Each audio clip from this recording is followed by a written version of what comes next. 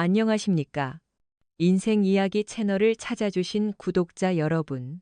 오늘 저희가 들려드릴 이야기는 한순간의 오만함과 무시가 한 재벌 가문 전체의 운명을 어떻게 뒤바꾸게 되었는지에 대한 그야말로 한 편의 영화 같은 실화입니다.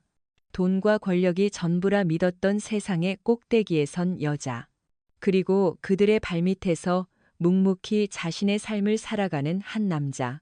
전혀 어울릴 것 같지 않은 두 세계가 폭우가 쏟아지던 어느 날 밤. 운명처럼 충돌했습니다. 과연 그날 밤 무슨 일이 있었던 걸까요? 그리고 어떻게 무시당하던 한 오토바이 기사가 대한민국을 뒤흔드는 재벌 가문의 구원자가 될 수 있었을까요? 지금부터 그 숨 막히는 이야기 속으로 여러분을 초대합니다. 서울의 심장부. 강남의 밤은 꺼지지 않는 불빛으로 대낮처럼 환했지만 유진그룹 타워의 최상층은 그 어떤 어둠보다도 짙고 차가운 긴장감에 휩싸여 있었다. 거대한 통유리창 너머로 쏟아지는 장대비가 마치 도시 전체를 집어삼킬 듯 세차게 창문을 두드렸다. 그 소리는 마치 거대한 제국의 붕괴를 재촉하는 사신의 발걸음 소리처럼 들렸다. 사무실 중앙 거대한 모니터 앞에는 유진그룹의 막내딸이자 실세로 불리는 한유라 상무가 얼음 조각처럼 차가운 얼굴로 서 있었다. 최고급 실크 블라우스와 완벽하게 재단된 스커트. 한치의 흐트러짐도 없는 올림머리는 평소의 그녀라면 위압감과 자신감의 상징이었겠지만 지금 이 순간 그 모든 것은 절망이라는 거대한 파도 앞에서 위태롭게 흔들리는 종이배에 불과했다. 아직도 못 찾았어요. 지금 장난해요. 앞으로 남은 시간 30분이야 30분 안에 해결 못하면 당신들 전부 내 손에 죽을 줄 알아. 수화기를 쥔 그녀의 손이 가늘게 떨리고 있었다.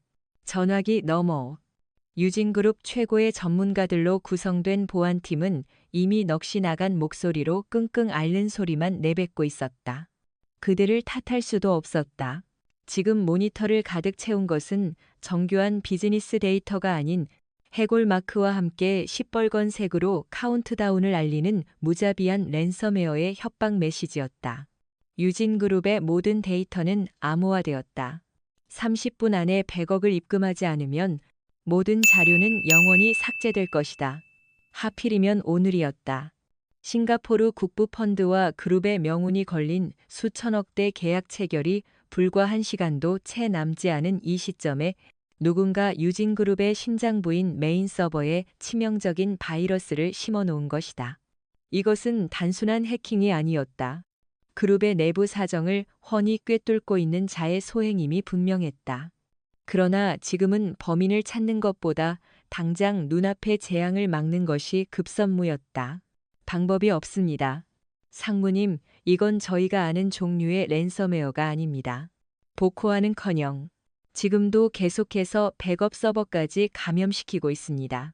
보안팀장의 절망적인 보고는 그녀의 마지막 이성의 끈을 끊어버렸다. 한유라는 거칠게 전화를 끊어버렸다. 그녀의 머릿속이 빠르게 회전했다. 온라인이 막혔다면 방법은 오프라인뿐이다. 그녀는 다급하게 개인 금고를 열었다. 그 안에는 외부와 완전히 차단된 채 보관된 프로젝트의 핵심 데이터가 담긴 외장 하드 드라이브가 있었다. 이것만 계약 장소인 호텔로 가져갈 수 있다면 최소한 계약은 성사시킬 수 있다.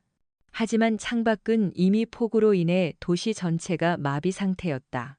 도로 위의 차들은 거대한 주차장이 되어버렸고 택시는커녕 콜 서비스조차 연결되지 않았다. 젠장 욕설이 절로 터져 나왔다. 그녀는 외장 하드를 최고급 가죽 가방에 쑤셔넣고 무작정 건물 밖으로 뛰쳐나갔다. 세차게 쏟아지는 비가 그녀의 완벽한 스타일을 순식간에 망가뜨렸지만 그녀는 아랑곳하지 않았다. 어떻게든 가야만 했다. 자신의 차가 주차된 지하 3층으로 달려간 그녀는 다급하게 시동을 걸었다. 그러나 어찌 된 일인지 수억 원을 호가하는 그녀의 스포츠카는 몇 번 헛기침을 하더니 이내 잠잠해졌다. 배터리가 방전된 것이다. 마치 온 세상이 그녀를 조롱하고 방해하는 것만 같았다. 그때였다. 절망의 끝에서 허덕이던 그녀의 눈에 스마트폰의 한 어플리케이션이 들어왔다. 퀵서비스. 오토바이 배달 서비스였다. 평소라면 쳐다보지도 않았을 그녀의 세상과는 전혀 다른 세계의 서비스. 하지만 지금은 지푸라기라도 잡아야 할 심정이었다. 그녀는 망설일 틈도 없이 가장 가까운 기사를 호출했다. 얼마나 지났을까? 빗줄기를 뚫고 낡고 허름한 오토바이 한 대가 위태롭게 그녀의 차 옆에 멈춰섰다.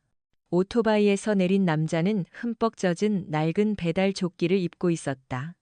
헬멧 아래로 드러난 얼굴은 오랜 노동과 고단함에 지쳐 보였지만 그 눈빛만큼은 이상하리만치 깊고 차분했다. 박진욱, 그의 이름이었다. 그는 하루 종일 비를 맞으며 달렸지만 손에 쥔 돈은 병든 어머니의 약값에도 턱없이 부족했다. 어서 이 배달을 마치고 쪽방으로 돌아가 지친 몸을 뉘고 싶을 뿐이었다. 유진그룹 앞에서 부르신 분 맞습니까? 진우의 목소리는 낮고 무뚝뚝했다. 유라는 고갯짓으로 대답을 대신하며 경멸과 다급함이 뒤섞인 목소리로 명령했다. 이거 강남 파크호텔 펜트하우스까지 30분 안에 배달해줘요. 성공하면 요금의 10배를 주지. 진우는 말없이 그녀가 내민 가방을 받아들었다. 그 순간 그의 시선이 유라의 차 안에 켜진 노트북 화면에 잠시 머물렀다.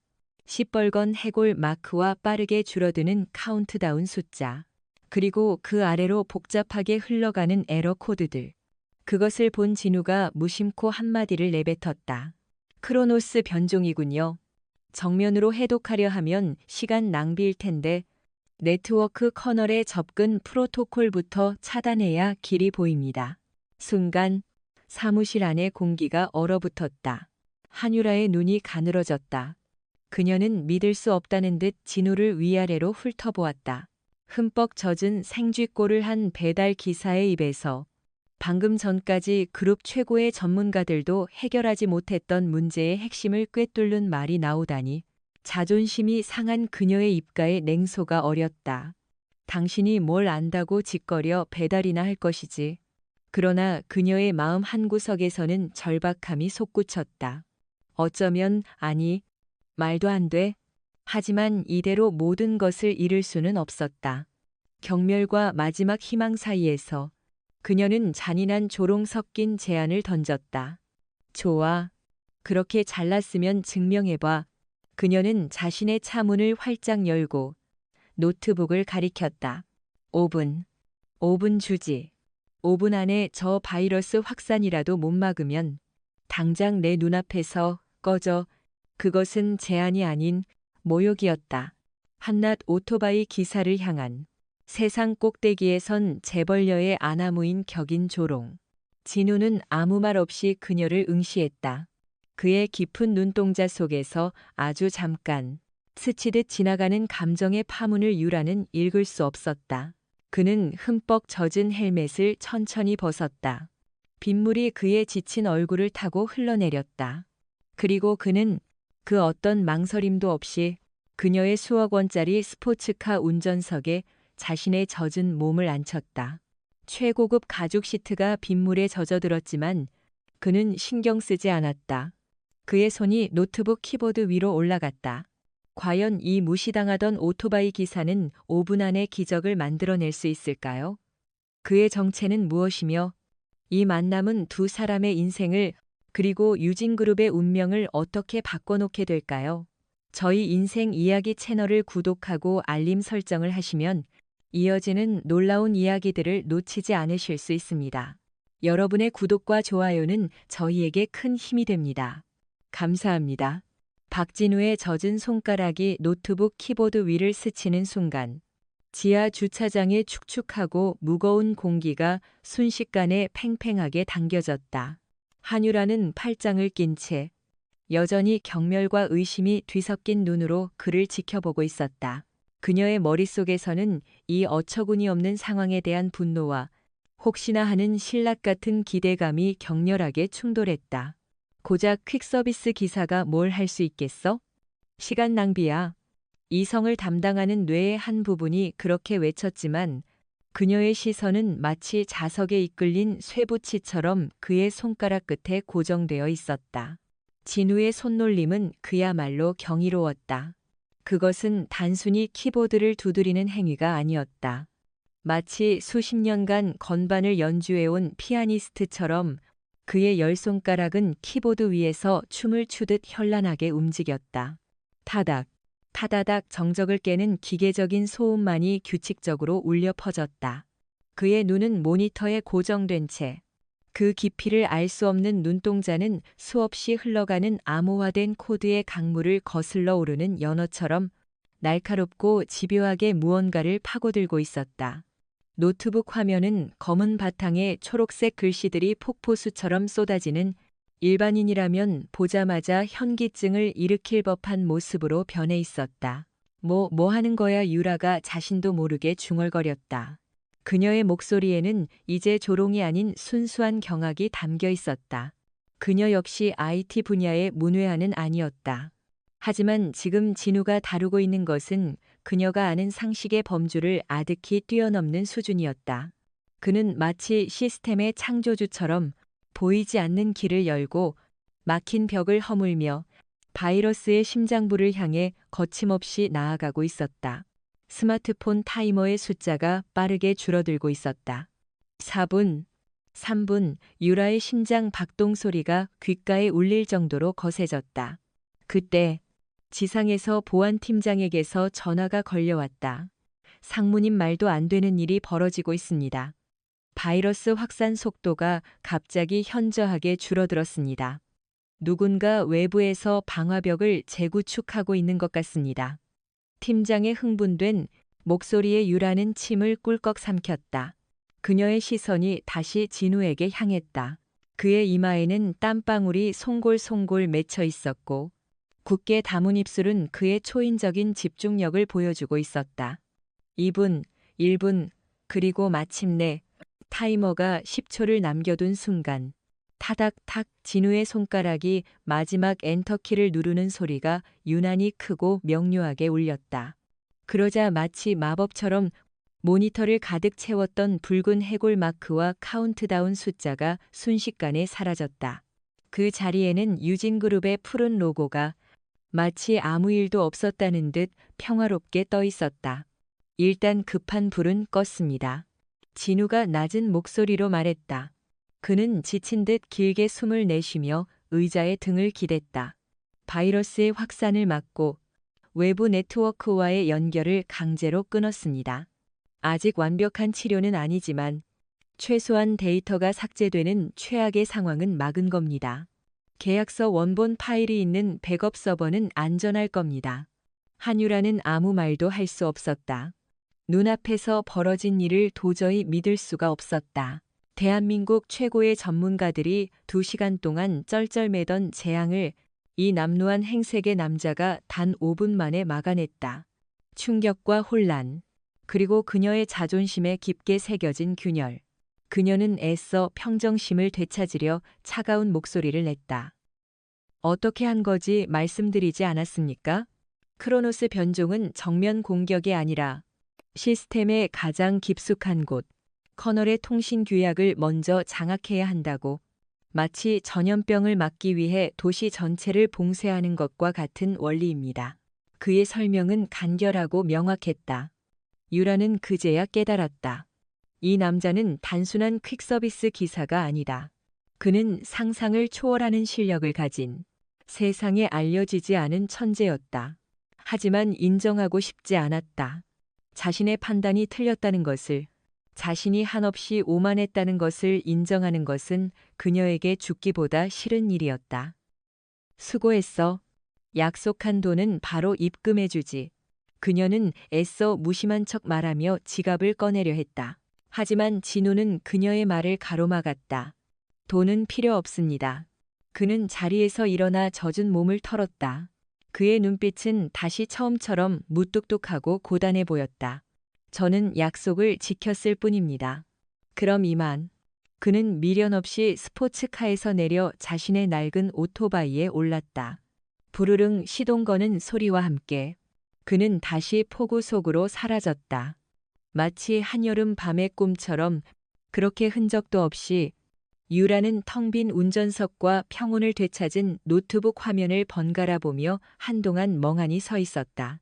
그녀의 머릿속은 박진우라는 이름 세 글자로 가득 차 있었다. 대체 어떤 사람이기에 저런 실력을 가지고도 빗속에서 오토바이를 모는 것일까? 그 시각 박진우는 서울의 어느 낡고 비좁은 옥탑방으로 돌아왔다. 방 안은 한 사람이 겨우 누울 공간과 낡은 책상 하나가 전부였다. 벽에는 빛바랜 가족 사진 하나가 걸려 있었다. 환하게 웃는 젊은 시절의 어머니와 교복을 입은 앳된 진우의 모습. 그는 젖은 옷을 갈아입고 책상 앞에 앉았다. 책상 위에는 먼지가 뽀얗게 쌓인 전공 서적들이 가득했다. 컴퓨터 구조, 알고리즘 분석, 네트워크 보안. 책장 한 구석에는 KAIST 로고가 박힌 낡은 점퍼가 걸려 있었다. 그는 한때 대한민국 최고의 수재들이 모인다는 KAIST에서 가장 주목받는 천재였다. 그의 코드는 예술이었고 그의 논리는 완벽했다. 모두가 그의 미래를 의심하지 않았다. 그러나 졸업을 앞둔 어느 날 아버지의 작은 공장이 부도가 나고 그 충격으로 쓰러진 아버지는 세상을 떠났다. 남은 것은 눈덩이처럼 불어난 빚과 충격으로 몸져 누운 어머니뿐이었다. 그는 자신의 꿈, 미래, 모든 것을 포기해야만 했다. 천재 공학도의 손은 가족을 살리기 위해 배달 상자를 드는 손으로 바뀌어야 했다. 그는 서랍 깊숙한 곳에서 어머니의 병원 진단서를 꺼내 보았다. 심장 탄막 수술 필요, 예상 비용 5천만 원. 그의 어깨를 짓누르는 삶의 무게가 오늘따라 유난히 더 무겁게 느껴졌다. 다음 날 아침, 유진그룹 타워. 한유라는 밤새 한숨도 자지 못했다. 그녀는 자신의 비서, 김 실장을 호출했다.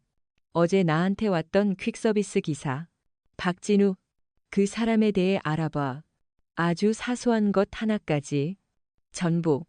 김 실장은 의아했지만 곧바로 지시에 따랐다. 그리고 몇 시간 후 그의 손에 들려온 A사 용지 한 장짜리 보고서는 한유라의 세상을 다시 한번 뒤흔들어 놓았다. KAIST 수석 입학, 각종 프로그래밍 대회 석권, 전설적인 해커 동아리 창립 멤버, 그리고 가정사로 인한 자퇴. 보고서를 읽는 그녀의 손이 미세하게 떨리기 시작했다. 그녀가 어젯밤 모욕했던 남자는 그저 숨어있던 용이었다. 그녀의 얼음 같던 눈동자에 처음으로 호기심과 알 수 없는 죄책감, 그리고 강렬한 소유욕이 뒤섞인 불꽃이 타오르기 시작했다. 과연 그녀는 이 숨겨진 천재를 어떻게 하려는 것일까? 그리고 자신의 비참한 현실에 갇힌 진우의 운명은 또 어떻게 될 것인가? 박진우에 대한 보고서는 한유라의 책상 위에서 마치 하나의 살아있는 생물처럼 묵직한 존재감을 뿜어내고 있었다. 그녀는 몇 번이고 그 짧은 보고서를 읽고 또 읽었다. 한 줄 한 줄 읽어 내려갈수록 어젯밤 지하 주차장에서 마주했던 그의 모습이 더욱 선명하게 떠올랐다. 고단함에 지친 얼굴, 깊이를 알 수 없는 눈동자, 그리고 폭우 속으로 망설임 없이 사라지던 그의 뒷모습. 그 모든 것이 그의 비극적인 과거와 겹쳐지며 그녀의 마음속에 복잡한 파문을 일으켰다.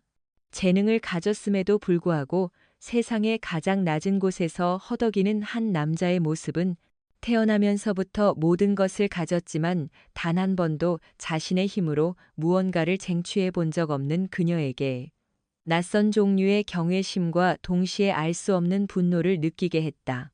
한편 유진그룹은 겉으로는 평온을 되찾은 듯 보였다. 랜섬웨어는 박진우 덕분에 최악의 상황은 면했고 싱가포르 국부 펀드와의 계약도 무사히 체결되었다. 하지만 보이지 않는 곳에서는 여전히 거대한 폭풍이 휘몰아치고 있었다.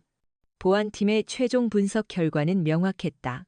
이번 공격은 외부의 무작위 해킹이 아닌 그룹의 내부 시스템과 보안 프로토콜을 완벽하게 이해하고 있는 자에 의한 명백한 내부 소행이었다. 즉, 유진그룹 안에 배신자가 있다는 뜻이었다. 긴급 임원 회의가 소집되었다. 회의실의 공기는 살얼음판처럼 차갑고 위태로웠다. 유라의 아버지인 한 회장은 불같이 노하며 당장 배신자를 색출하라고 명령했지만 범인은 너무나도 교묘하게 자신의 흔적을 지워버린 후였다.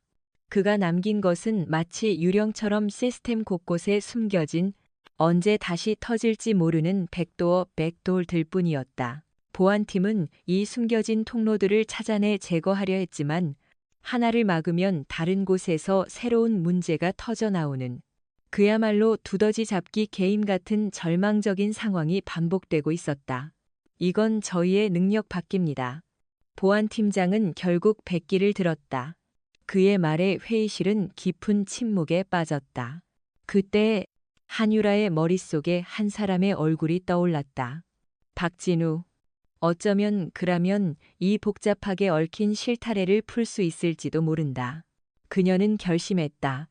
어떻게든 그를 다시 데려와야만 했다. 그 시각 박진우는 병원에서 막 나온 참이었다. 의사의 말은 청천벽력과도 같았다.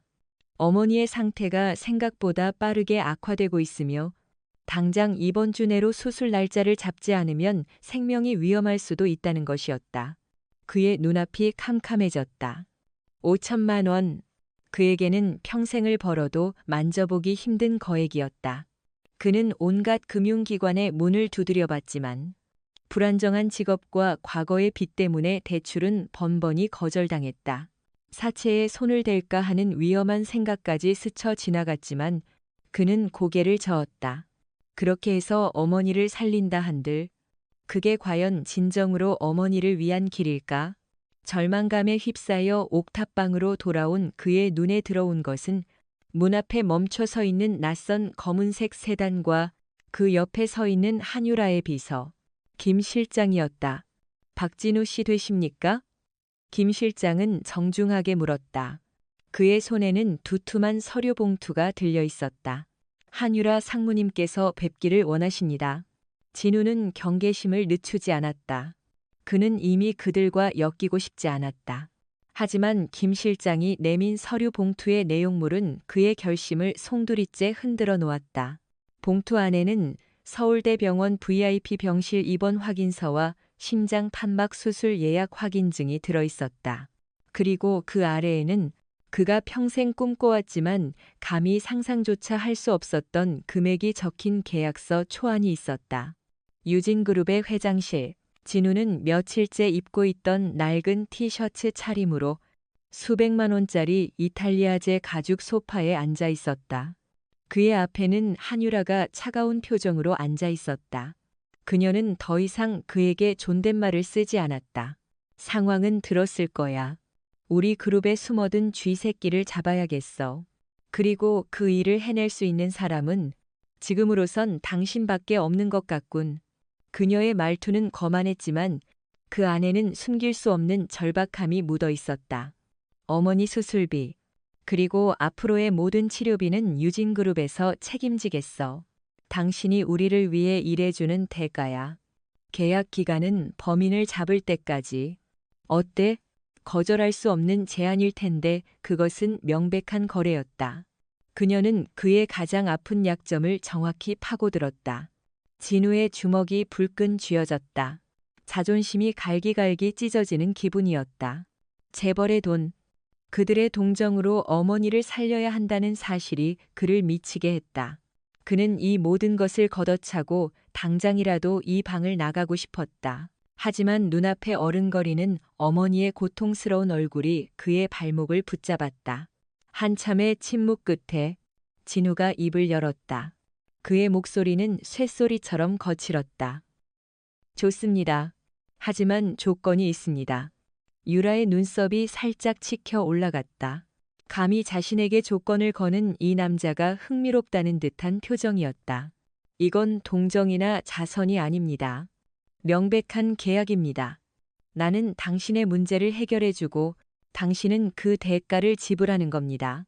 그리고 어머니의 수술비는 월급에서 공제하십시오. 나는 내 힘으로 갚을 겁니다. 단 1원도 빚지고 싶지 않습니다. 그의 말에는 조금의 흔들림도 없었다.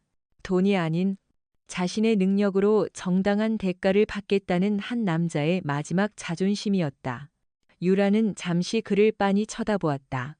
그리고 그녀의 입가에 아주 희미하지만 분명한 미소가 떠올랐다. 그녀는 그가 마음에 들었다. 좋아. 그렇게 하지. 내일부터 당장 출근해. 친부는 보안팀의 외부 자문위원으로 위장하겠어. 아무도 당신의 진짜 인물을 알아서는 안 돼. 심지어 우리 아버지조차도. 그렇게 두 사람의 위험한 계약이 성사되었다.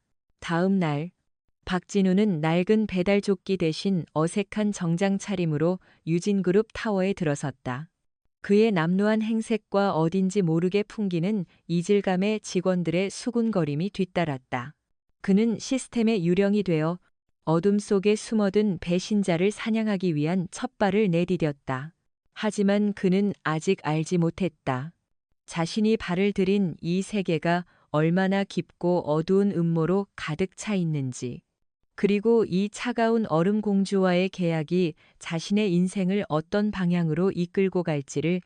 유진그룹의 심장부. 일반 직원들의 접근이 철저히 통제되는 서버 관리실 옆에 위치한 작은 비상회의실. 그곳이 박진우의 새로운 전쟁터가 되었다. 방 안에는 최첨단 컴퓨터와 수십 개의 모니터가 설치되어 마치 우주선의 조종석을 연상케 했다. 한유라는 진우에게 최고의 환경을 제공했다. 하지만 그 공간을 채운 공기는 시베리아의 겨울바람보다도 차가웠다. 진우와 유라. 두 사람의 첫 번째 공식적인 협업은 시작부터 삐걱거렸다. 지금까지 분석한 내용 10분 단위로 나한테 보고해. 유라는 팔짱을 낀 채 마치 부하 직원을 다루듯 명령했다. 그녀에게 진우는 여전히 자신의 문제를 해결하기 위해 고용한 사람일 뿐 동등한 파트너가 아니었다. 그녀는 그의 천재성을 인정하면서도 그의 출신과 배경에 대한 무의식적인 경멸을 거두지 못하고 있었다. 진우는 그녀의 말에 대꾸 없이 묵묵히 키보드만 두드렸다. 그의 눈은 모니터의 복잡한 데이터 스트림에 고정되어 있었다. 그의 이런 무반응은 유라의 자존심을 더욱 자극했다. 내 말 안 들려 지금 나 무시하는 거야. 그녀의 목소리가 날카롭게 올라갔다. 그제야 진우는 고개를 돌려 그녀를 쳐다보았다. 그의 눈빛은 차분했지만 그 안에는 활화산처럼 뜨거운 무언가가 담겨 있었다. 상무님, 그가 처음으로 그녀를 직함으로 불렀다. 저는 지금 상무님의 비서가 아니라 이 문제의 해결사로 온 겁니다. 10분마다 보고서를 쓰는 시간은 제게 사치입니다. 제 방식대로 일하게 해주시지 않으면 이 계약은 없던 걸로 하겠습니다. 그의 목소리는 낮았지만 그 안에 담긴 무게감은 유라를 압도하기에 충분했다. 그녀는 순간 말문이 막혔다. 감히 자신에게 계약 파기를 운운하는 이 남자의 배짱에 놀랐고 동시에 그의 말에 반박할 논리가 없다는 사실에 분했다. 그녀는 입술을 깨물며 돌아섰다. 그것은 패배를 인정하는 암묵적인 신호였다. 그때부터 두 사람 사이에는 팽팽한 신경전이 계속되었다. 유라는 그의 일하는 모습을 끊임없이 감시했고 진우는 그녀의 존재를 완전히 무시한 채 자신의 일에만 몰두했다. 하지만 시간은 두 사람의 관계에 미묘한 변화를 가져오기 시작했다. 유라는 진우가 어떻게 문제를 분석하고 해결해 나가는지를 지켜보면서 점차 경외감을 느끼기 시작했다. 그는 마치 노련한 외과 의사가 환자의 몸속을 들여다보듯 거대한 유진그룹 시스템의 가장 깊고 은밀한 곳까지 파고들었다. 보안팀 전체가 며칠을 매달려도 찾지 못했던 백도어들을 그는 단 몇 시간 만에 하나씩 찾아내기 시작했다. 찾았습니다. 어느 날 오후 진우가 나지막이 말했다. 그의 모니터에는 수많은 데이터 로그 중 유독 기이한 패턴을 보이는 접속 기록이 확대되어 있었다. 범인은 외부 IP를 여러 번 경유해서 자신의 흔적을 지웠지만 아주 미세한 데이터 패킷 손실률의 차이를 남겼습니다. 마치 눈 위에 난 발자국을 쓸어 지웠지만 미세하게 눌린 자국은 남은 것처럼요. 그의 비유는 직관적이고 명확했다. 유라는 자신도 모르게 그의 모니터 앞으로 다가갔다. 그래서 그 발자국의 주인은 누구지 아직은 특정할 수 없습니다.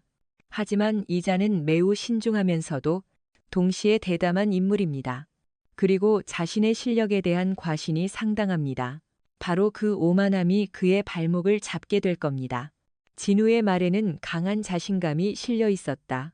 유라는 그의 옆모습을 물끄러미 바라보았다. 일에 집중하는 그의 모습은 처음 만났던 퀵서비스 기사의 모습과는 완전히 다른 사람이었다. 지치고 고단한 모습은 온데간데 없고 자신의 영역을 완벽하게 지배하는 전문가의 아우라가 뿜어져 나오고 있었다. 그녀의 심장이 이유 없이 살짝 두근거렸다. 반대로 진우 역시 그녀를 다시 보게 되는 계기가 생겼다. 진우가 범인의 침투 경로를 역추적하기 위해 특정 서버에 24시간 접속 로그가 필요하다고 요청했을 때였다. 해당 서버는 그룹의 극비 프로젝트를 다루는 곳이라 회장의 직접적인 허가 없이는 절대 열람이 불가능했다. 안 됩니다. 그건 회장님의 허가 없이는 보안팀장이 난처한 표정을 짓자 유라가 나섰다. 그녀는 망설임 없이 아버지인 한 회장에게 전화를 걸었다. 아버지, 제가 책임지겠습니다. 지금 당장 서버 접근 권한을 열어주세요. 그룹의 명운이 걸린 일입니다. 수화기 너머로 한 회장의 불호령이 들려왔지만 유라는 한치도 물러서지 않았다. 그녀는 논리적으로 상황의 심각성을 설명하고 모든 책임은 자신이 지겠다며 아버지를 설득했다. 그녀의 단호함과 결단력에 결국 한 회장도 허락할 수밖에 없었다. 진우는 그 모습을 조용히 지켜보고 있었다. 그가 알던 한유라는 그저 철없고 오만한 재벌 공주였다. 하지만 지금 그의 눈앞에 있는 그녀는 자신의 목표를 위해 거대한 권력에 맞서 싸울 줄 아는 유능한 리더였다.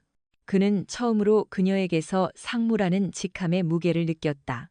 그날 이후 두 사람 사이에 보이지 않는 벽이 조금씩 허물어지기 시작했다. 유라는 더 이상 진우에게 사사건건 간섭하지 않았고 진우는 필요한 정보가 있을 때 그녀를 통해 요청하기 시작했다. 그들은 더 이상 고용주와 피고용인이 아닌 공동의 목표를 가진 팀이 되어가고 있었다. 얼음장 같던 유라의 말투에 미세한 온기가 깃들기 시작했고 불처럼 뜨거운 자존심을 가졌던 진우의 눈빛은 조금씩 부드러워졌다. 그러던 어느 날 밤 진우는 마침내 결정적인 단서를 찾아냈다. 범인이 남긴 암호화된 메시지 파일이었다. 그리고 그 메시지 파일이 다음 거래 장소를 암시하고 있다는 것을 직감했다. 이태원, 클럽 블랙소울, 내일 밤 12시. 진우가 모니터를 가리키며 말했다. 범인이 자신의 정보원과 직접 접촉하려는 것 같습니다. 여기서 뭔가를 주고받을 겁니다. 유라의 얼굴이 굳어졌다. 그곳은 단순한 클럽이 아니었다. 서울의 온갖 뒷세계 인물들이 모여 은밀한 거래를 하는 위험하기 짝이 없는 장소였다. 경찰조차 함부로 손대지 못하는 곳. 우리 둘이 가야겠어. 유라가 결심한 듯 말했다. 다른 사람을 끌어들였다간 정보가 셀 수 있어. 최대한 자연스럽게 잠입해서 증거를 확보해야 해. 진우는 그녀의 말에 동의했지만 마음 한구석이 무거워졌다. 컴퓨터 스크린 뒤에서의 싸움은 이제 끝났다. 지금부터는 예측할 수 없는 위험이 도사리는 현실 세계에서의 싸움이었다. 과연 두 사람은 이 위험한 장소에서 무사히 증거를 찾아낼 수 있을까? 그리고 그곳에서 그들을 기다리고 있는 것은 과연 무엇일지 아무도 예측할 수 없었다. 다음 날 밤, 이태원의 공기는 낮보다 훨씬 뜨겁고 농밀했다. 화려한 네온 사인이 빗물에 젖은 아스팔트 위에서 어지럽게 번지고 있었고 세계 각국의 언어와 강렬한 비트의 음악이 뒤섞여 기묘한 생명력을 뿜어내고 있었다. 클럽 블랙 소울은 그 중심에서 마치 모든 비밀을 빨아들이는 블랙홀처럼 어둡고 유혹적인 입구를 벌리고 있었다. 클럽 앞에 멈춰선 검은색 세단에서 내린 두 사람의 모습은 며칠 전 유진그룹 타워에서 처음 만났던 모습과는 완전히 딴판이었다. 한유라는 몸에 딱 붙는 검은색 미니드레스 차림이었다. 평소에 단아한 올림머리 대신 길고 검은 생머리를 풀어헤쳤고 짙은 스모키 화장은 그녀의 차가운 눈매를 더욱 고혹적이고 위험하게 만들었다.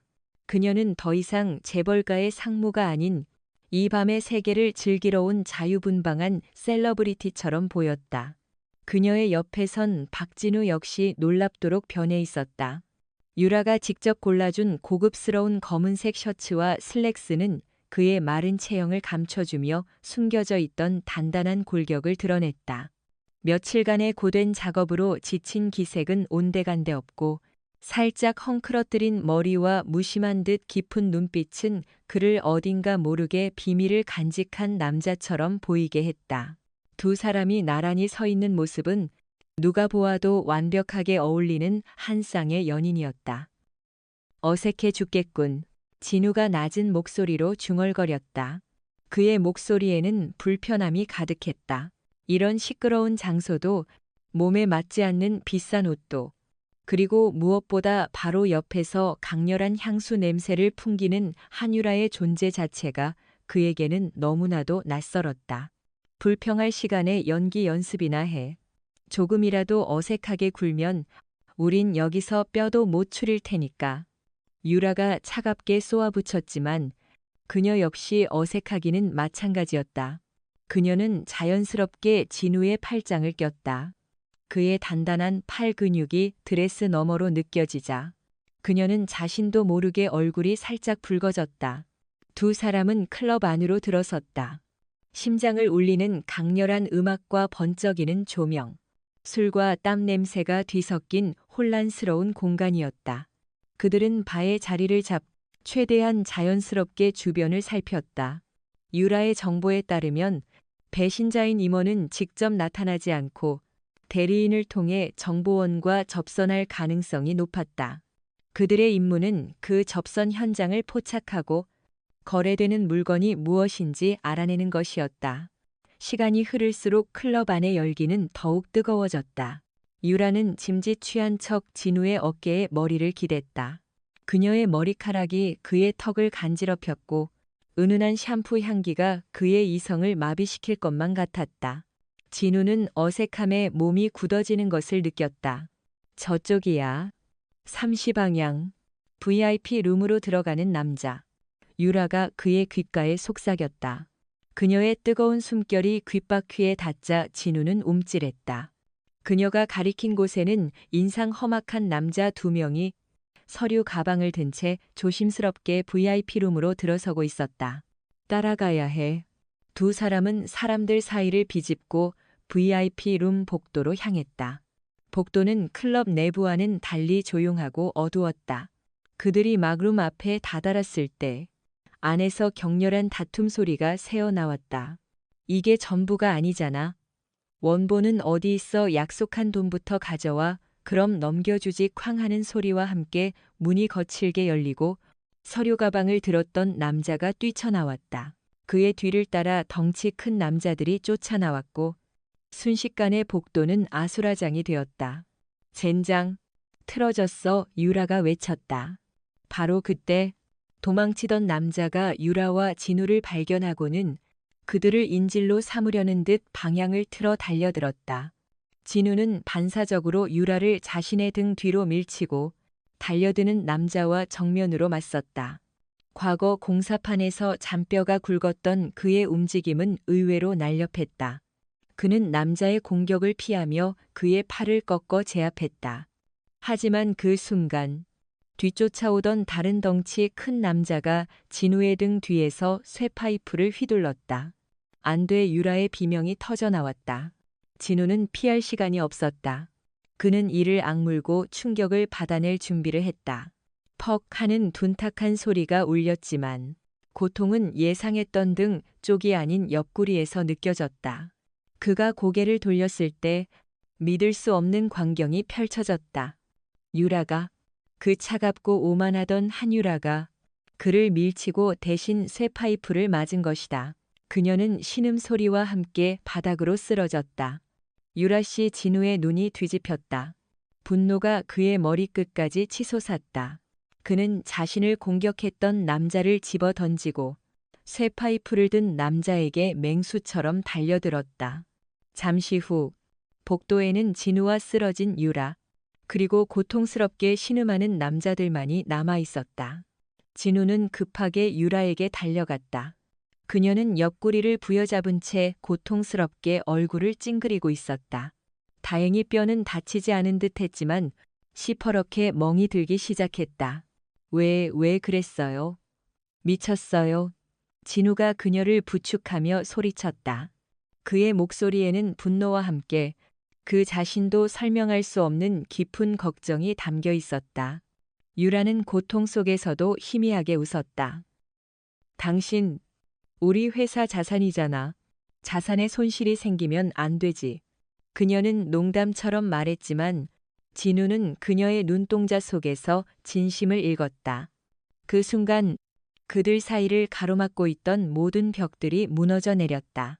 재벌 상무와 퀵서비스 기사라는 껍데기는 사라지고 서로를 위해 몸을 던진 두 남녀만이 남아 있었다. 그는 조심스럽게 그녀를 안아 일으켰다. 그녀의 가벼운 체중과 가녀린 몸이 그의 품에 안기자 그는 강한 보호 본능을 느꼈다. 그는 더 이상 지체할 수 없었다. 그는 그녀를 들쳐업고 혼란스러운 클럽을 빠져나와 병원으로 향했다. 셔츠 너머로 느껴지는 그녀의 뜨거운 체온과 고른 숨소리는 그의 심장에 지워지지 않을 낙인처럼 깊게 새겨지고 있었다. 이 밤의 사건은 그들의 위험한 계약 관계를 돌이킬 수 없는 방향으로 이끌고 가고 있었다. 서울의 한적한 외곽에 위치한 개인 병원의 VIP 병실. 은은한 조명과 최고급 가구로 꾸며진 공간은 호텔 스위트룸을 방불케 했지만 그곳을 채운 공기는 무겁게 가라앉아 있었다. 한유라는 침대에 비스듬히 기댄 채 창밖의 어둠을 물끄러미 바라보고 있었다. 옆구리의 통증은 이제 많이 가라앉았지만 마음속의 파문은 좀처럼 잦아들지 않았다. 클럽에서의 그 순간 자신이 왜 박진우를 위해 몸을 던졌는지 그녀 자신도 명확하게 설명할 수 없었다. 그저 본능이었다. 그의 단단한 등이 자신을 지켜주었던 것처럼 자신도 그를 지켜야 한다는 강렬한 충동. 그 충동의 정체를 생각할수록 그녀의 마음은 복잡해졌다. 상무님, 괜찮으십니까? 진우가 조심스럽게 문을 열고 들어왔다. 그의 손에는 따뜻한 김이 피어오르는 죽그릇이 들려 있었다. 병원 근처의 유명한 주걱 전문점에서 직접 사온 것이었다. 그는 어젯밤부터 한숨도 자지 않고 그녀의 곁을 지켰다. 그의 얼굴은 피곤에 절어 있었지만 눈빛만은 그 어느 때보다 진지하고 깊었다. 누가 들어오래. 유라는 퉁명스럽게 말했지만 시선은 그에게서 떼지 못했다. 그녀는 그의 이런 다정한 모습이 어색하고 낯설었다. 식사는 하셔야 회복이 빠릅니다. 그는 그녀의 쏘아붙이는 말투에 아랑곳하지 않고 침대 옆 테이블에 죽을 내려놓았다. 그리고 잠시 망설이더니 직접 숟가락으로 죽을 떠서 그녀의 입가로 가져갔다. 뭐 하는 거야? 지금 유라의 얼굴이 홍당무처럼 붉어졌다. 태어나서 단 한 번도 아버지 외의 남자가 이렇게 자신을 챙겨준 적은 없었다. 팔 다치셨잖습니까? 혼자 드시기 불편할 것 같아서 그는 무심한 표정으로 말했지만 그의 귀끝도 살짝 붉어져 있었다. 두 사람 사이에 어색하지만 미묘한 기류가 흘렀다.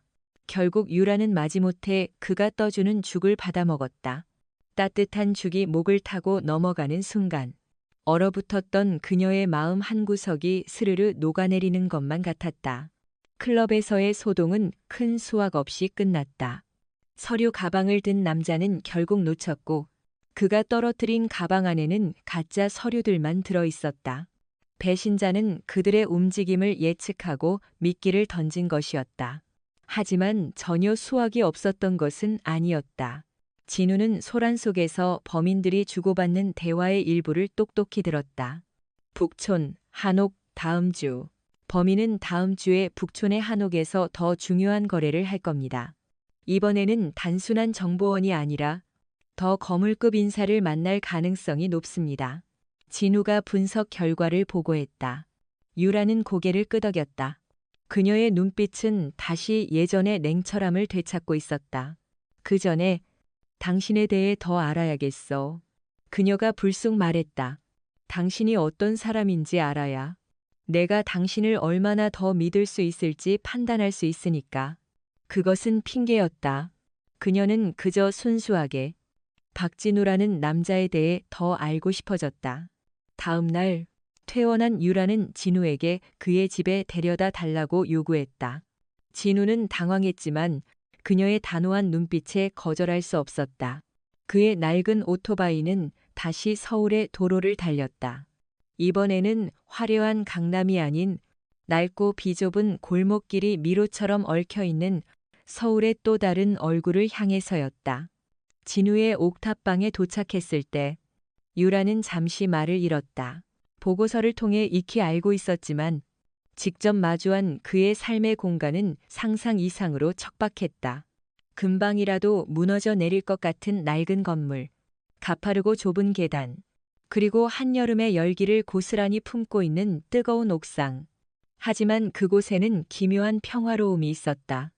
옥상 한편의 작은 텃밭에는 방울토마토와 고추가 싱싱하게 자라고 있었고 빨랫줄에는 낡았지만 깨끗하게 세탁된 옷들이 바람에 흔들리고 있었다. 이런 데서 사는구나. 유라가 나지막이 말했다. 그녀의 목소리에는 경멸이 아닌 복잡한 감정이 담겨 있었다. 그때 옆집 옥탑방 문이 열리며 허리가 구부정한 할머니 한 분이 나왔다. 어이구, 총각 왔는가? 어제는 웬일로 안 보였어. 걱정했네. 할머니는 진우를 보자 환하게 웃으며 반겼다. 아, 할머니, 어제는 일이 좀 있어서요. 이건 제가 가게에서 남은 거 좀 얻어왔습니다. 저녁에 드세요. 진우는 익숙하게 자신이 들고 온 검은 봉지를 할머니에게 건넸다. 봉지 안에는 따뜻한 국밥이 들어 있었다. 아이고, 맨날 신세만 져서 어쩌나. 이 아가씨는 애인인가 참 곱네. 할머니의 말에 유라와 진우는 동시에 얼굴을 붉혔다. 그 후로도 유라는 계속해서 진우의 일상을 엿보게 되었다. 그는 늦은 밤, 폐지를 줍는 할아버지의 리어카를 말없이 밀어주었고 동네 꼬마들의 고장난 자전거를 능숙하게 고쳐주었다. 그는 가진 것은 없었지만 늘 자신보다 더 어려운 이웃에게 자신이 가진 작은 것을 나누어 주고 있었다.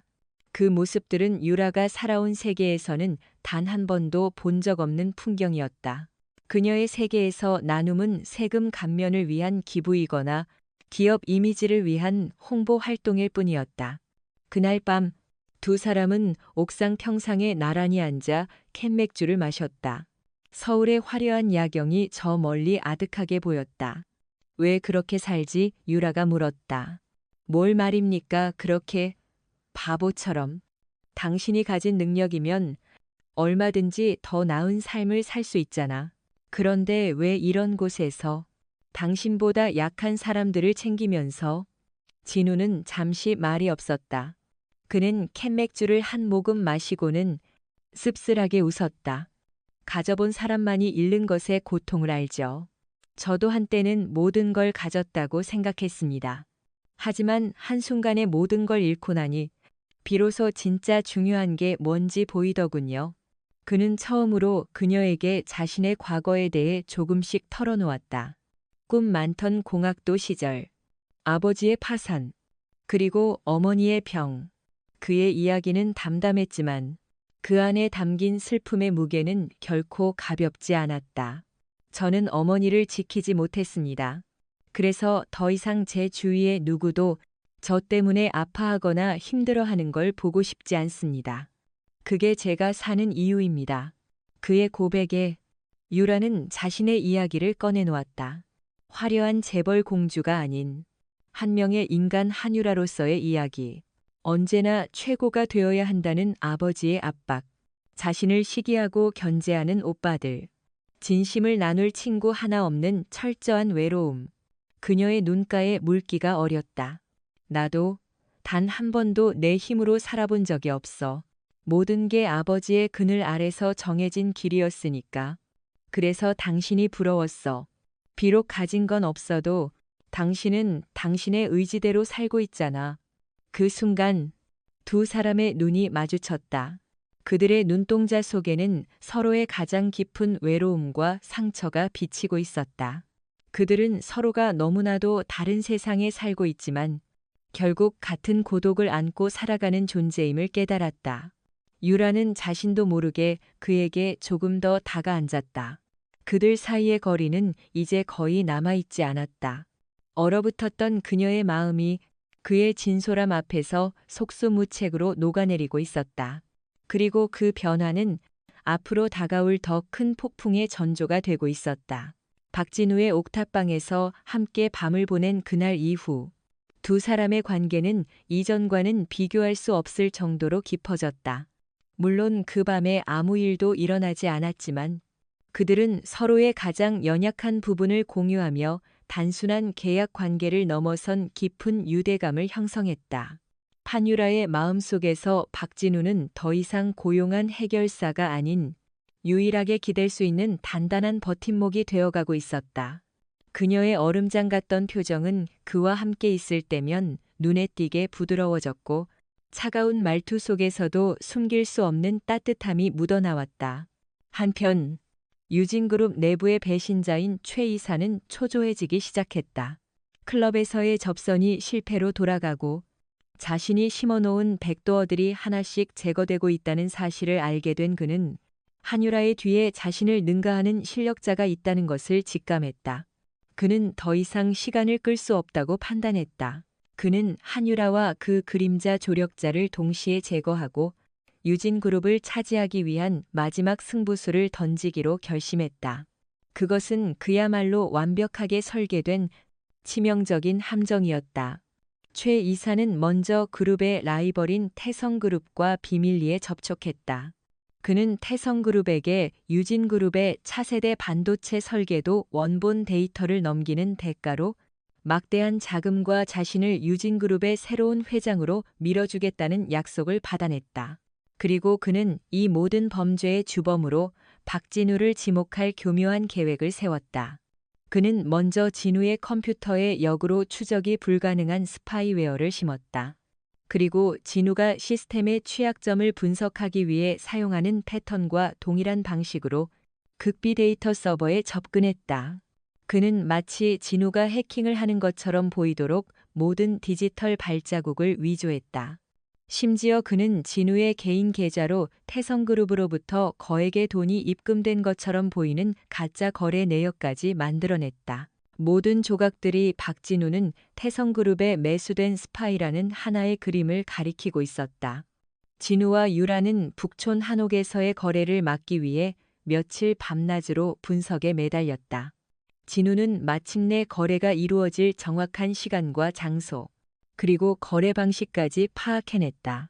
그들은 모든 증거를 확보하여 최 이사를 현장에서 체포할 계획을 세웠다. 결전의 날이 다가오고 있었다. 작전 전날 밤, 유라는 진우의 옥탑방을 다시 찾았다. 그녀의 손에는 작은 쇼핑백이 들려 있었다. 내일 입을 옷이야. 너무 튀지 않으면서도 그 자리에 어울릴 만한 걸로 골랐어. 그녀는 어색하게 쇼핑백을 건넸다. 진우가 옷을 꺼내보자. 잘 만들어진 캐주얼 재킷과 셔츠가 나왔다. 그의 낡은 옷들만 보다가 처음으로 그에게 어울릴 만한 옷을 직접 골라주고 싶었다는 그녀의 말 못할 진심이 담겨 있었다. 고맙습니다. 진우는 담담하게 말했지만 그의 마음속에서는 따뜻한 감정이 차올랐다. 그는 그녀를 위해 그리고 이 모든 것을 끝내기 위해 반드시 성공해야 한다고 다짐했다. 이 일이 끝나면 유라가 무언가 말하려다 입을 다물었다. 그녀는 그에게 하고 싶은 말이 많았다. 그의 어머니 수술이 무사히 끝나면, 그가 더 이상 퀵서비스 기사로 살지 않아도 되면, 그때는 일이 끝나면 그때 다시 이야기하죠. 진우가 그녀의 마음을 읽은 듯 먼저 말했다. 그의 눈빛은 깊고 따뜻했다. 두 사람 사이에는 말없이도 통하는 교감이 흐르고 있었다. 결전의 날, 북촌의 고즈넉한 한옥, 모든 것이 계획대로 진행되는 듯했다. 진우는 원격으로 한옥 내부의 모든 통신망을 장악했고 유라는 최 이사와 태성그룹 관계자가 만나는 장면을 촬영하기 위해 근처 건물에 위장 잠복했다. 약속된 시간이 되자 최 이사가 나타났다. 그의 손에는 데이터가 담긴 USB가 들려 있었다. 잠시 후 태성그룹의 관계자도 모습을 드러냈다. 바로 그 순간이었다. 유라가 증거 영상을 녹화하기 위해 카메라 줌을 당기는 순간 갑자기 한옥의 모든 문이 닫히고 수십 명의 건장한 남자들이 나타나 한옥을 포위했다. 함정이었다. 잡아 최 이사의 외침과 함께 남자들은 진우가 숨어있는 통신 제어실로 들이닥쳤다. 동시에 유라가 있는 곳에도 그들의 손이 뻗쳐왔다. 진우는 필사적으로 저항하며 데이터를 삭제하려 했지만 수적 열쇠를 감당할 수 없었다. 그는 결국 붙잡혔고 그의 손에 최 이사가 준비한 가짜 USB가 쥐어졌다. 꼼짝마 산업 스파이 현행범으로 체포한다. 뒤이어 들이닥친 것은 경찰이었다. 최 이사가 이미 모든 각본을 짜고 경찰에 신고까지 해놓은 것이었다. 경찰의 눈에 비친 것은 유진그룹의 기밀 데이터가 담긴 USB를 든 채 붙잡힌 박진우와 그와 공범으로 보이는 한유라의 모습이었다. 다음 날 모든 언론이 이 사건을 대서특필했다. 유진그룹 퀵서비스 기사 출신 산업 스파이에 의해 핵심 기술 유출 위기. 누레로레로레로레이로 난광고레로레로레 한유라 상무 스파이와 내통 의혹으로 검찰 조사라는 자극적인 헤드라인이 신문 일면을 장식했다. 최 이사는 언론과의 인터뷰에서 자신이 그룹을 구하기 위해 위험을 무릅쓰고 범인을 잡았다고 연기하며 영웅으로 떠올랐다. 한 회장은 딸에 대한 실망과 그룹의 위기 앞에 이성을 잃었다. 그는 당장 박진우를 감옥에 쳐넣고 유라를 모든 직위에서 해제하라고 명령했다. 유진그룹 전체가 박진우를 파렴치한 범죄자로 그리고 그에게 속아 넘어간 한유라를 어리석은 여자로 낙인 찍었다. 취조실. 진우는 차가운 쇠 의자에 앉아 있었다. 모든 증거는 그를 범인으로 가리키고 있었다. 그가 시스템에 접근한 로그 기록, 그의 계좌에 입금된 거액의 돈, 그리고 현장에서 발견된 USB까지 완벽한 함정이었다. 그는 아무리 진실을 외쳐도 아무도 그의 말을 믿어주지 않았다. 그때 취조실 문이 열리고 한유라가 들어왔다.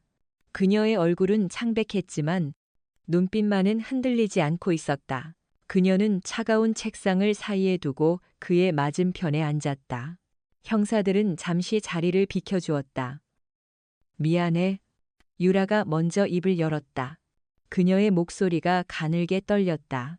나 때문에 당신까지 이렇게 됐어. 진우는 고개를 저었다. 그의 눈에는 원망이 아닌 그녀에 대한 걱정이 담겨 있었다. 당신은 괜찮습니까? 나는 괜찮아. 하지만 아버지는 그리고 세상은 당신을 믿지 않아. 그녀는 자리에서 일어나 그에게 다가왔다. 그리고 아무도 예상하지 못한 행동을 했다. 그녀는 그의 손을 잡고 그의 귓가에 속삭였다. 하지만 나는 당신을 믿어. 그 한마디에 진우의 세상이 다시 숨을 쉬기 시작했다. 모두가 자신에게 등을 돌린 순간 단 한 사람, 그녀만은 자신의 편에 서주었다. 그것만으로도 그는 다시 싸울 이유를 찾을 수 있었다. 지금부터 내가 하는 말을 잘 들어. 방법이 하나 있어. 유라의 눈빛이 비장하게 빛났다. 과연 그녀가 생각한 방법은 무엇일까? 세상 모두가 적인 상황에서 두 사람은 이 거대한 음모를 파헤치고 진실을 밝혀낼 수 있을 것인가? 세상은 차가웠다. 하룻밤 사이에 박진우는 대한민국을 뒤흔든 산업 스파이가 되었고 한유라는 그런 그에게 노란한 어리석은 재벌 3세로 전락했다. 언론은 확인되지 않은 사실들을 경쟁적으로 쏟아냈고 대중은 그들의 이야기를 자극적인 안주거리 삼아 비난하고 조롱했다. 유진그룹의 주가는 폭락했고 한 회장은 분노와 배신감에 휩싸여 딸과의 면회조차 거부했다. 그야말로 사면초가였다. 유라의 집. 그녀는 모든 직위에서 해제된 채 가택연금 상태에 놓였다. 그녀의 방 앞에는 아버지인 한 회장이 보낸 경호원들이 삼엄하게 지키고 서 있었다. 그녀는 창밖을 내다보았다. 한때는 자신의 발 아래 있던 세상이 이제는 자신을 가두는 거대한 감옥처럼 느껴졌다. 그녀의 손에는 작은 USB 하나가 쥐어져 있었다. 북촌 한옥에서 소동이 벌어지기 직전 진우가 몰래 그녀에게 건넨 것이었다. 만약의 사태를 대비한 보험입니다. 무슨 일이 있어도 이건 절대 뺏기면 안 됩니다. 그의 목소리가 귓가에 맴돌았다. 그는 이미 최악의 상황까지 예측하고 있었던 것이다. 유라는 결심했다. 이대로 무너질 수는 없었다. 그녀는 자신의 모든 것을 걸고 이 진실 게임을 끝내기로 마음먹었다. 그녀는 먼저 자신을 어릴 적부터 돌봐주었던 집안의 총괄 집사인 박 여사에게 몰래 도움을 청했다. 박 여사는 그녀를 친딸처럼 아꼈기에 위험을 무릅쓰고 그녀의 탈출을 돕기로 했다. 그날 밤 유라는 박 여사가 미리 준비해둔 허름한 옷으로 갈아입고 경호원들의 눈을 피해 서비스 엘리베이터를 통해 집을 빠져나왔다. 화려한 드레스와 보석 대신 그녀의 손에는 오직 진우가 남긴 USB와 약간의 현금만이 들려 있었다. 그녀는 처음으로 아버지의 그늘에서 벗어나 자신의 의지로 어둠 속으로 발을 내디뎠다. 그녀가 가장 먼저 찾아간 곳은 진우가 살던 옥탑방이었다. 이미 경찰의 조사가 끝난 그곳은 텅 비어 있었고 싸늘한 공기만이 감돌았다. 그녀는 방 안에 들어서서 그의 흔적들을 하나씩 더듬었다. 낡은 책상, 빛바랜 가족 사진, 그리고 그가 남겨두고 간 전공 서적들. 그녀는 책상 서랍을 열어보았다. 그리고 그 안에서 낡은 수첩 하나를 발견했다. 수첩에는 알아보기 힘든 글씨와 복잡한 수식들이 빼곡하게 적혀 있었다. 그것은 진우의 일기장이자 연구 노트였다. 그녀는 수첩을 넘기다 마지막 페이지에서 낯익은 이름을 발견했다. 한유라.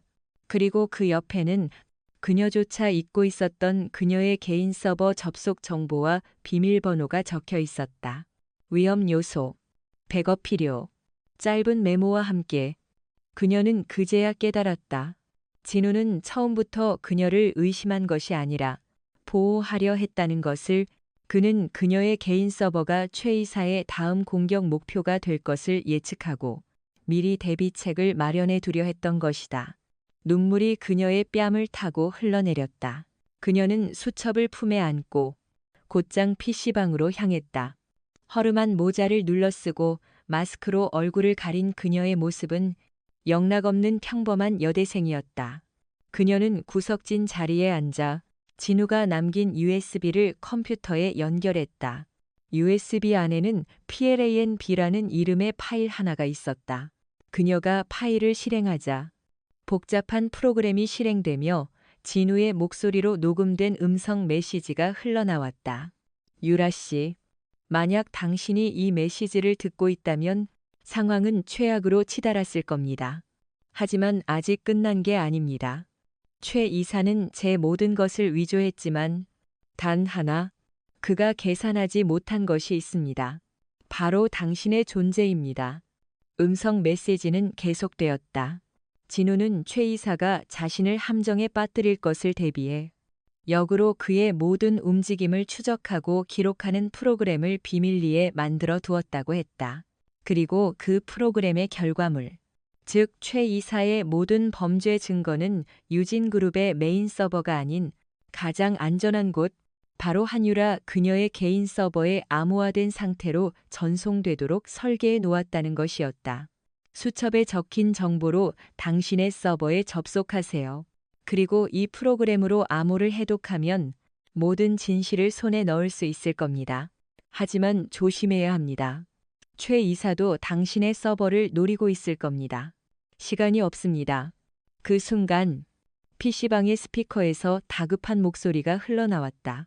경찰입니다. 모두 자리에서 일어나 주십시오.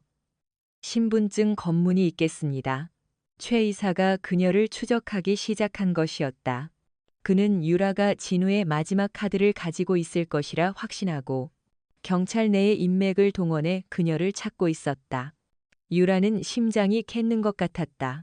그녀는 재빨리 USB를 뽑고 뒷문으로 빠져나와 어두운 골목길로 몸을 숨겼다. 이제 그녀는 완벽한 도망자가 되었다. 세상 모두가 그녀를 찾고 있었다. 아버지는 그녀를 집으로 끌고 오기 위해, 최 이사는 그녀를 제거하기 위해, 그리고 경찰은 그녀를 취조하기 위해 그녀에게 남은 것은 진우에 대한 믿음과 그의 목소리가 담긴 USB뿐이었다. 그녀는 어디로 가야 할까? 누구를 믿어야 할까? 칠흑 같은 어둠 속에서 그녀는 단 한 사람을 떠올렸다. 진우의 옥탑방에서 만났던 그에게 국밥을 얻어먹던 구부정한 허리의 할머니. 그녀는 그곳이라면 잠시나마 몸을 숨길 수 있을 거라 생각했다. 한편 구치소에 소감된 진우는 초조하게 시간을 보내고 있었다. 그는 유라가 자신의 계획을 이해하고 무사히 움직여 주기만을 바랄 뿐이었다. 그의 변호를 맡은 국선 변호사는 이미 포기한 듯 가명이나 받도록 자백하라는 말만 되풀이했다. 그때 면회 신청이 들어왔다. 그를 찾아온 것은 뜻밖의 인물이었다. 바로 유라의 아버지, 한 회장이었다. 한 회장은 차가운 철창을 사이에 두고 진우의 맞은편에 앉았다. 그의 눈에는 분노와 경멸이 가득했다. 내 놈 때문에 내 딸 인생과 우리 그룹이 어떻게 됐는지 아나 당장 모든 것을 자백하고 내 딸을 끌어들인 배우가 누구인지 불어. 그럼 최소한 내 어미 수술은 무사히 마치게 해주지. 그것은 회유이자 협박이었다. 진우는 씩 웃었다. 회장님, 아직도 상황 파악이 안 되십니까? 그의 목소리는 차분했지만 그 안에는 거대한 폭풍이 담겨 있었다. 지금 회장님의 딸은 당신이 아니라 나를 믿고 당신의 제국을 구하기 위해 혼자서 싸우고 있습니다. 당신이 진정으로 딸을 아낀다면 지금이라도 그녀를 믿어주십시오. 진정한 적은 제가 아니라 바로 당신의 가장 가까운 곳에 있습니다. 진우의 말에 한 회장의 얼굴이 굳어졌다. 바로 그때 그의 비서가 다급하게 달려와 그의 귓가에 속삭였다. 회장님, 방금 최 이사가 긴급 이사회를 소집했습니다. 안건은 회장님에 대한 불신임안입니다. 모든 것이 진우의 예측대로 흘러가고 있었다. 최 이사는 한 회장마저 제거하고 유진그룹을 완벽하게 손에 넣으려 하고 있었다. 과연 한 회장은 딸과 그가 경멸하던 퀵서비스 기사의 말을 믿고 마지막 반격을 준비할 것인가? 그리고 홀로 싸우는 유라는 무사히 진실을 세상에 드러낼 수 있을 것인가? 한 회장의 귀에 꽂힌 회장 불신임안이라는 단어는 수십 년간 쌓아온 그의 자존심과 권력의 기반을 송두리째 흔드는 지진과도 같았다. 그는 잠시 휘청거렸다. 최 이사. 자신이 아들처럼 아끼고 신임했던 그가 감히 자신의 등 뒤에 칼을 꽂으려 했다는 사실을 믿을 수가 없었다. 그의 머릿속에서 퍼즐 조각들이 재구성되기 시작했다. 딸 유라의 절박했던 경고, 그리고 눈앞에 이 당돌한 청년, 박진우의 확신에 찬 눈빛, 그 모든 것이 하나의 진실을 가리키고 있었다. 자신이 틀렸다는 진실을. 내가 어떻게 하면 되지? 한 회장이 마침내 입을 열었다. 그의 목소리에는 분노 대신 깊은 무력감과 후회가 담겨 있었다. 그는 처음으로 자신의 왕국을 지키기 위해 자신이 경멸하던 한 청년에게 도움을 청하고 있었다. 진우의 눈빛이 날카롭게 빛났다. 시간을 벌어주십시오. 어떻게든 이사회를 내일 오후 3시까지 지연시켜야 합니다. 그리고 유라 씨를 찾아서 그녀가 안전하게 일할 수 있는 공간을 마련해 주십시오. 나머지는 저희가 하겠습니다.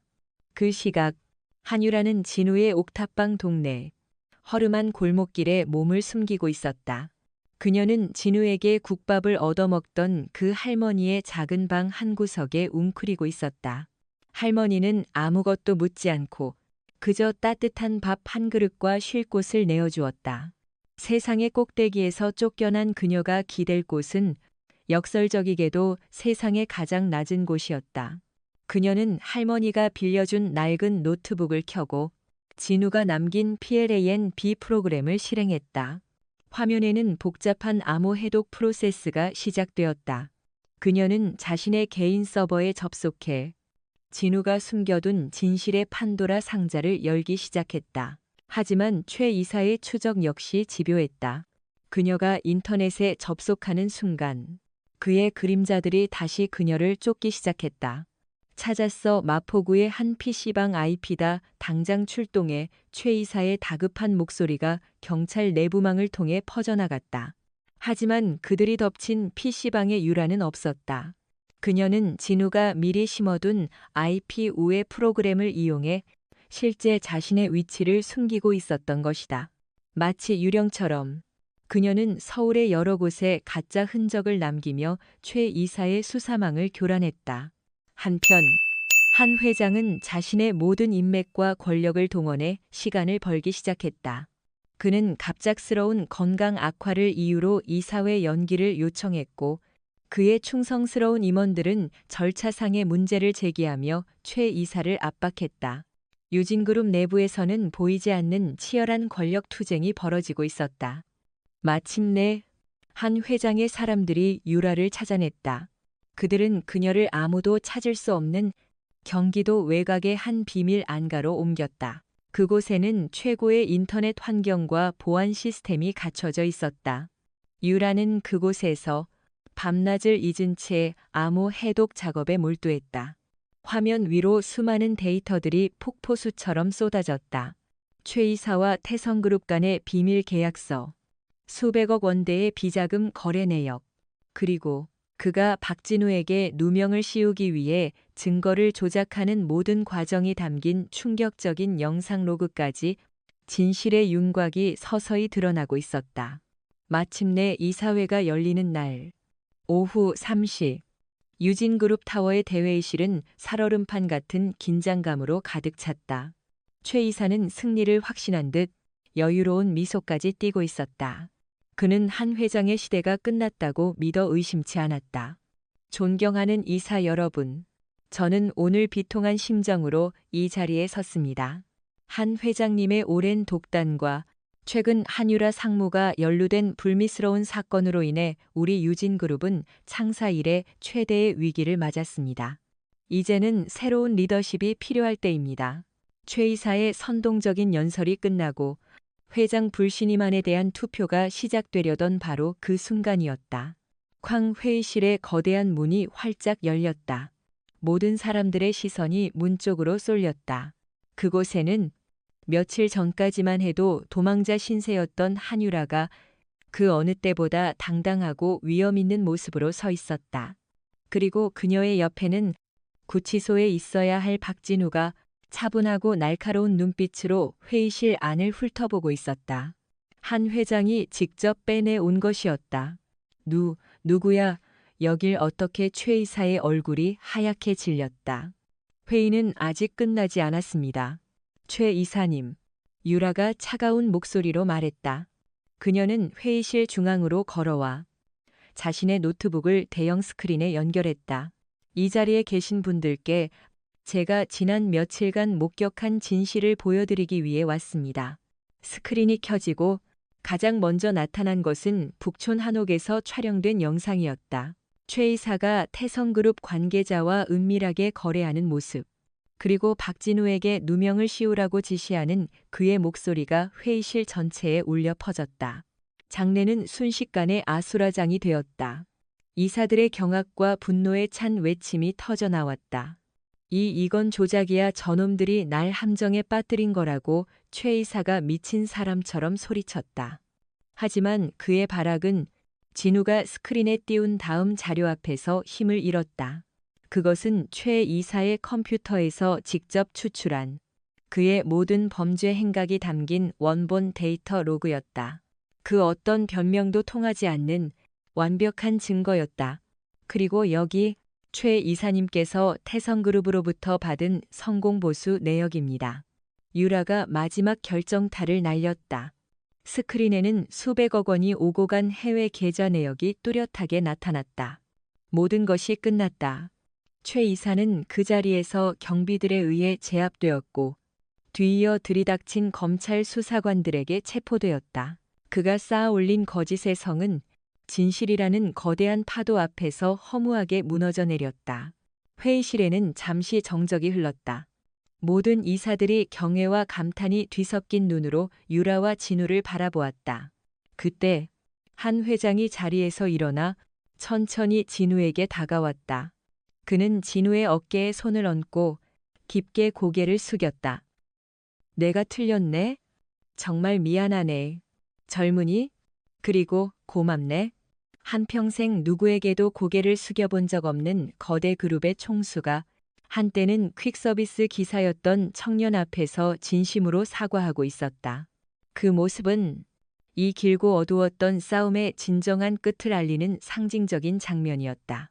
이제 그들에게 남은 것은 무너진 제국을 재건하고 새로운 미래를 열어가는 일뿐이었다. 최 이사의 몰락은 유진그룹의 거대한 후폭풍을 몰고 왔지만 그것은 파괴가 아닌 새로운 탄생을 위한 진통이었다. 한유라는 아버지의 전폭적인 지지 아래 그룹의 위기를 수습하는 총책임자가 되었다. 그녀는 밤낮으로 일하며 이번 사태로 실추된 그룹의 이미지를 회복하고 내부 시스템을 개혁하는 데 온 힘을 쏟았다. 그녀의 곁에는 언제나 박진우가 있었다.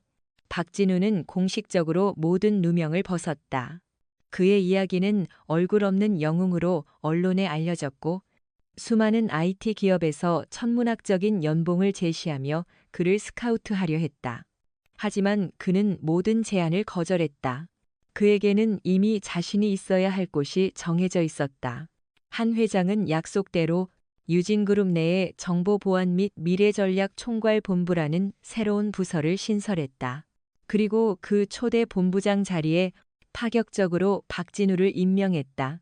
처음에는 내부의 반발도 있었지만 진우가 단 몇 주 만에 그룹의 보안 시스템을 세계 최고 수준으로 재구축하고 최 이사가 남긴 잔당들을 모두 색출해내는 압도적인 실력을 보여주자 모든 반대 의견은 찬사로 바뀌었다. 그는 더 이상 퀵서비스 기사가 아닌 모두가 인정하는 유진그룹의 핵심 인재가 되었다. 가장 큰 변화는 그의 개인적인 삶에서 찾아왔다. 어머니의 수술은 성공적으로 끝났고 그는 어머니를 서울 최고의 실버타운으로 모셨다. 그는 더 이상 돈 때문에 전전긍긍할 필요가 없었다. 그는 자신의 능력으로 떳떳하게 가족을 지킬 수 있게 되었다. 시간이 흘러 유진그룹이 완벽하게 안정을 되찾은 어느 날 저녁, 유진그룹 타워의 최상층, 회장실, 이제는 한유라의 집무실이 된 그곳에서 그녀는 창밖의 화려한 서울 야경을 내려다보고 있었다. 지난 몇 달간의 시간이 주마등처럼 스쳐 지나갔다. 무슨 생각해요? 어느새 다가온 진우가 그녀의 옆에 서며 나지막이 물었다. 그의 손에는 따뜻한 커피 2잔이 들려 있었다. 그냥 처음 당신을 만났던 그날 밤을 생각하고 있었어요. 유라가 희미하게 웃으며 말했다. 그때 내가 얼마나 오만하고 어리석었는지. 하마터면 당신 같은 사람을 그리고 이 모든 것을 놓칠 뻔했네요. 지난 일입니다. 진우가 따뜻한 커피잔을 그녀의 손에 쥐어주며 말했다. 그날 밤이 없었다면 지금의 우리도 없었을 겁니다. 두 사람은 말없이 야경을 바라보았다. 수많은 빌딩의 불빛들이 마치 밤하늘의 별처럼 반짝였다. 그 불빛 하나하나에 저마다의 사연과 인생 이야기가 담겨 있을 터였다. 진우 씨. 유라가 먼저 입을 열었다. 그녀는 더 이상 그를 당신이라고 부르지 않았다. 어머니는 좀 어떠세요? 덕분에 아주 건강하십니다. 매일 친구분들이랑 노래 교실 다니시는 게 낙입니다. 진우의 얼굴에 따뜻한 미소가 번졌다. 다행이네요. 유라의 목소리가 조금 떨렸다. 그녀는 잠시 망설이다. 결심한 듯 그를 돌아보며 말했다. 사실 할 말이 있어요. 그동안 고마웠다는 말로는 부족할 것 같아서 저도 마찬가지입니다. 유라 씨가 아니었다면 아니, 그런 말이 아니에요. 유라가 그의 말을 가로막았다. 그녀의 두 뺨이 살짝 붉어져 있었다.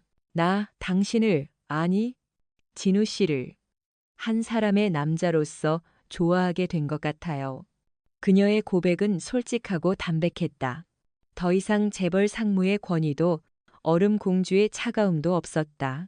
오직 한 사람을 향한 한 여자의 진심만이 담겨 있었다.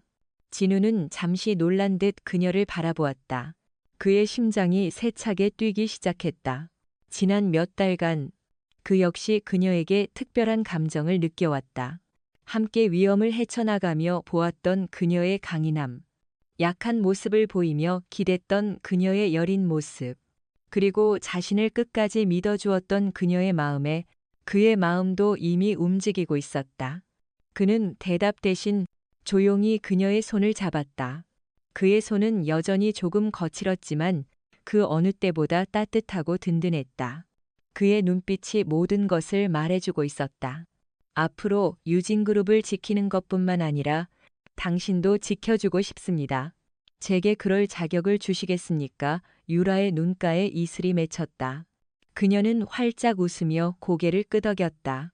두 사람은 서로를 마주보며 환하게 웃었다. 그들의 등 뒤로 서울의 밤은 그 어느 때보다 아름답게 빛나고 있었다. 폭우가 쏟아지던 어느 날 밤, 5분 안에 못 막으면 꺼져라는 모욕적인 조롱에서 시작된 두 사람의 인연은 마침내 서로를 구원하고 사랑을 싹 키우는 기적이 되었다. 무시당하던 한 퀵서비스 기사는 재벌 가문 전체를 구한 영웅이 되었고, 세상에 마음을 닫았던 얼음공주는 진정한 사랑을 통해 비로소 자신의 삶을 찾게 되었다. 오늘 저희 인생 이야기가 준비한 이야기는 여기까지입니다. 돈과 지위가 사람의 가치를 결정하는 것이 아니라 역경 속에서도 잃지 않는 품격과 서로를 향한 믿음이야말로 가장 위대한 힘이라는 것을 박진우와 한유라의 이야기는 우리에게 보여주고 있습니다. 여러분의 인생에도 이들처럼 위기를 기회로 바꾸는 기적 같은 만남이 찾아오기를 바랍니다. 저희 이야기가 마음에 드셨다면 구독과 좋아요로 응원해 주시기 바랍니다. 다음 주 더 흥미로운 인생 이야기로 다시 찾아뵙겠습니다. 감사합니다. 박진우 씨와 한유라 씨의 이야기가 막을 내렸습니다. 폭풍우 치던 밤, 경멸과 무시 속에서 시작된 두 사람의 인연이 서로를 구원하고 거대한 제국의 운명까지 바꾸는 것을 지켜보며 여러분은 어떤 생각을 하셨습니까? 이 이야기는 단순한 흥미를 넘어 우리 삶을 돌아보게 하는 깊은 교육적 가치를 지니고 있습니다. 우리는 이 이야기를 통해 어쩌면 일상 속에서 잊고 살았던 몇 가지 중요한 진실들을 다시 마주하게 됩니다. 가장 먼저, 한 사람의 진정한 가치는 결코 그 사람의 직업이나 재산, 겉모습으로 판단될 수 없다는 것입니다. 박진우 씨는 낡은 오토바이를 몰고 비에 젖은 허름한 옷을 입고 있었지만 그의 내면에는 그 어떤 보석보다도 빛나는 천재성과 누구도 꺾을 수 없는 강직한 존엄성이 자리하고 있었습니다. 세상은 그를 퀵서비스 기사라는 꼬리표로 섣불리 판단했지만 그는 자신의 실력과 인품으로 스스로의 가치를 증명해 보였습니다. 반면 모든 것을 다 가진 것처럼 보였던 한유라 씨는 사실 깊은 외로움과 불신이라는 감옥에 갇혀 있었습니다. 그녀는 박진우라는 거울을 통해 비로소 자신을 둘러싼 부와 명예가 얼마나 허망한 것인지를 깨닫고 진정한 자신을 찾아 나설 용기를 얻게 됩니다.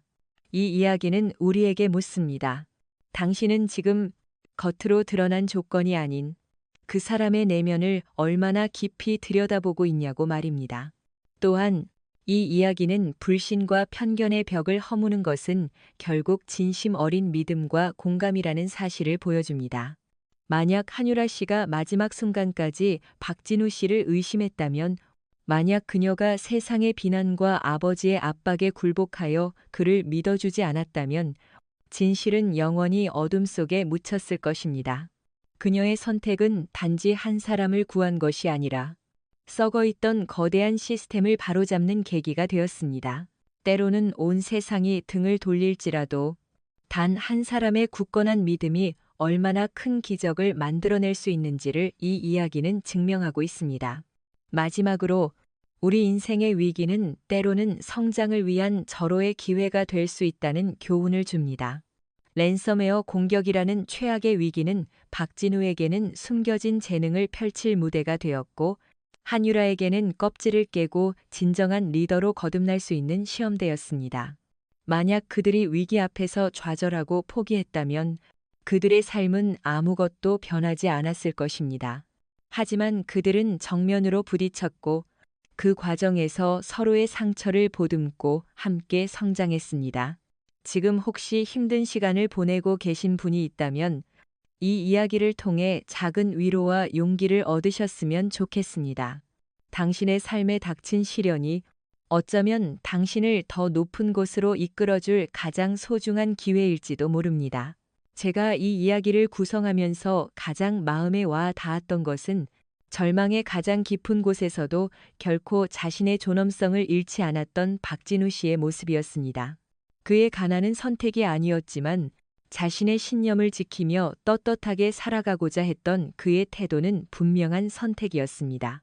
저는 어쩌면 우리 사회 곳곳에 세상이 미처 알아보지 못한 박진우들이 묵묵히 자신의 자리를 지키고 있을 거라 생각합니다. 한유라라는 캐릭터를 통해 저는 재벌이라는 화려한 타이틀 뒤에 숨겨진 인간적인 고독과 압박감을 표현하고 싶었습니다. 그녀의 오만함은 사실 연약한 내면을 감추기 위한 방어기제였을지도 모릅니다. 두 사람이 서로의 세계를 이해하고 서로의 상처를 보듬어주는 과정은 저에게도 큰 감동으로 다가왔습니다. 특히 클럽에서 한유라 씨가 박진우 씨를 위해 몸을 던졌던 장면은 두 사람의 관계가 단순한 계약을 넘어섰음을 보여주는 중요한 전환점이었다고 생각합니다. 저는 그 장면을 쓰면서 사랑의 본질은 어쩌면 조건 없는 희생과 보호 본능에 있는 것이 아닐까 하는 생각을 했습니다. 진실이 밝혀지고 모든 것이 제자리를 찾아가는 마지막 부분은 이 이야기를 통해 제가 구독자분들께 가장 전하고 싶었던 메시지이기도 합니다. 결국 정의는 승리하며 선한 의지는 어떤 형태로든 보상받는다는 희망 말입니다. 이 이야기는 단순히 한 남자의 인생 역전극이나 재벌가의 로맨스가 아닙니다. 이것은 서로 다른 두 세계에 속한 인간이 편견을 넘어 서로를 이해하고 신뢰를 통해 거대한 부조리에 맞서 싸워 이기는 인간 존엄성의 승리에 관한 이야기입니다. 우리가 사는 세상이 때로는 차갑고 불공평하게 느껴질지라도 박진우와 한유라처럼 자신의 자리에서 최선을 다하고 올바른 가치를 지켜나간다면 언젠가는 반드시 빛을 볼 수 있을 것이라 믿습니다. 여러분 각자의 삶 속에서 마주하는 수많은 5분의 순간들 앞에서 부디 용기 있는 선택을 하시길 바랍니다. 저 역시 이 이야기를 통해 스스로를 다시 한번 돌아보는 계기가 되었습니다. 진정한 강함이란 무엇인지, 그리고 진정한 성공이란 무엇인지에 대해 깊이 생각하게 되었습니다. 두 주인공이 서로의 부족함을 채워주며 하나의 완벽한 팀이 되어가는 모습은 우리에게 관계의 중요성을 다시금 일깨워줍니다. 저는 이 마지막 장면, 서울의 야경을 내려다보는 두 사람의 모습을 그리며 그들의 미래가 오늘보다 더 빛나기를 진심으로 바랐습니다. 어쩌면 그들의 진짜 이야기는 이제부터 시작일지도 모릅니다. 제가 이 이야기에서 가장 공들인 부분은 인물들의 감정 변화를 섬세하게 꿰어가는 것이었습니다. 박진우의 억눌린 분노와 자존심, 그리고 한유라의 차가운 가면이 벗겨지는 순간들을 통해 독자분들께서 그들의 아픔에 깊이 공감하시기를 바랐습니다. 옥탑방 할머니와 같은 작은 조연들을 통해 가장 낮은 곳에도 따뜻한 인간애가 살아있음을 보여주고 싶었습니다.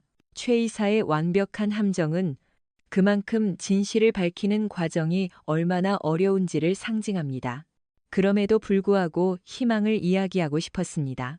한유라의 마지막 선택은 결국 세상을 바꾸는 것은 거대한 시스템이 아니라 진실을 향한 한 사람의 용기 있는 결단이라는 것을 말해줍니다. 박진우가 되찾은 것은 돈이나 명예뿐만이 아니었습니다. 그는 자신의 꿈과 자존감을 되찾았습니다. 한유라 역시 그룹을 구한 것만이 아니라 진정한 자기 자신과 사랑을 찾았습니다. 저는 이 이야기가 여러분께 작은 울림을 주었기를 바랍니다. 우리 모두는 각자의 인생 이야기 속 주인공이기 때문입니다. 마지막으로 저는 이 이야기가 실제보다 더 실제 같은 감동을 주길 바랐습니다. 오늘 이야기가 여러분의 마음에 깊은 울림을 주었다면 댓글로 여러분의 소중한 생각을 남겨주세요. 박진우와 한유라. 두 사람 중 누가 더 인상 깊었나요? 혹은 여러분의 삶에도 이들처럼 운명적인 만남이 있었는지 궁금합니다. 여러분께서 눌러주시는 좋아요와 구독은 저희 인생 이야기 채널에 정말 큰 힘이 됩니다. 저희는 다음 주 더욱 감동적인 이야기로 다시 찾아뵙겠습니다. 감사합니다.